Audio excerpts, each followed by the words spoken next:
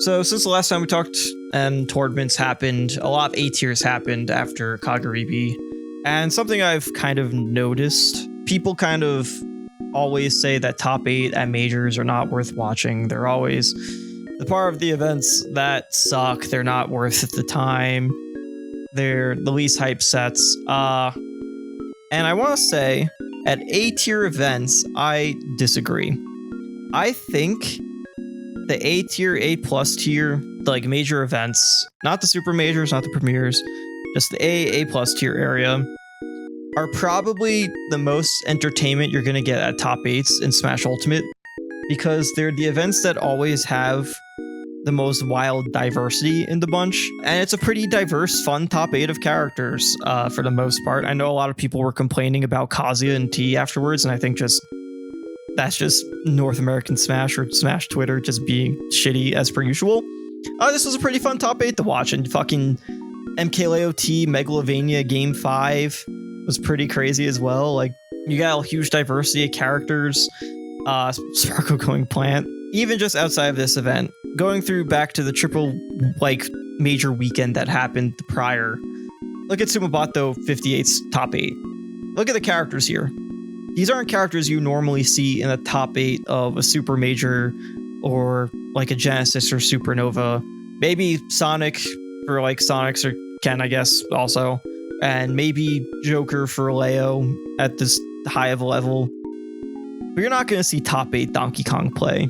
You're not going to see top 8 Super Major Falcon play, or Toon Link, maybe Toon Link. Level 1's gotten some good peaks. Or Falco winning a major, or Donkey Kong versus Sonics or Grand Finals. Spargo Susu Plant Sword Fighter for 7th was so fucking funny. Yeah, that was an interesting set too. Susu going Me Sword Fighter because he didn't want to deal with the Cloud for Steve, and Spargo going Plant because for the hell of it. And this also happened at skip this one for a second, 95 King of Fields. We had a Piranha Plant Wario Grands because Crepe didn't want to go Steve against Spargo. So he went Wario, and then Spargo said, you know what, I don't want to go Cloud versus Wario because Gluttony also gives me a lot of trouble, so screw it. Here's Plant. And Piranha Plant won a goddamn major. And it's not one of those like pull out a character at the end to win a major. It's like a majority of his run was Piranha Plant.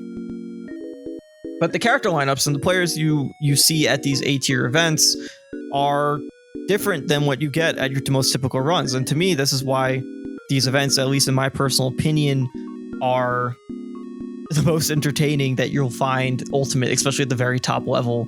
Like, we had this event in particular, like you had Spargo versus Ridley in winners finals. Plant versus Ridley in winners finals, which is crazy. MomoCon also was another event of just crazy matchups. We're going to ignore Light versus Lima because that was a set of all time. It's just how the matchup goes. A bunch of different characters and Omega's insane run with Joker. And like, you don't get these at these bigger events because there's so many more bigger threats at these tournaments who play more established meta.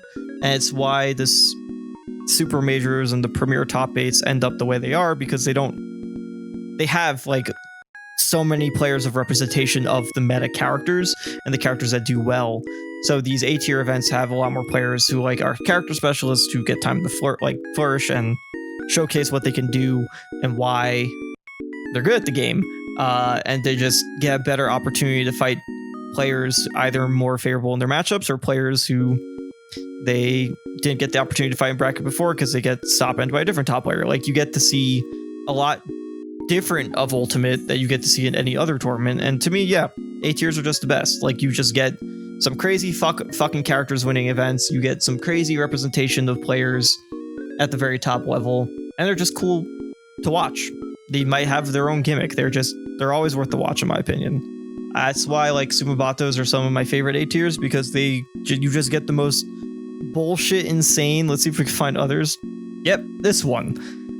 Sumabato 56. A lot of good players in attendance, but you deal with Pichu, Duck Hunt, Inkling, Donkey Kong kind of, Hero, fucking Robin. Sumabatos to me are the most interesting tournaments because there's so many specialists of characters who play in these events who are good players who've been ranked in the top 100 prior, and are capable of causing upsets. These events are so chaotic and they're so entertaining. You get to see so many characters at the high level that you just don't see in North America or Europe. So yeah, but it's not just Sumabatos. It's like A tiers in general. Cavalier Clash, even if it had some more typical players, was a pretty fun top 8 to watch. GSM was pretty good too.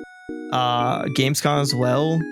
Grand Slum, like these events to me are where you find the major top 8s that are like really interesting, because you get to see not the same stuff you see all the time at these events, the same head-to-heads you see, the same characters you see, the meta prevailing because the meta is good. There hasn't really been an anti-meta development yet that can break through the characters that are considered meta right now.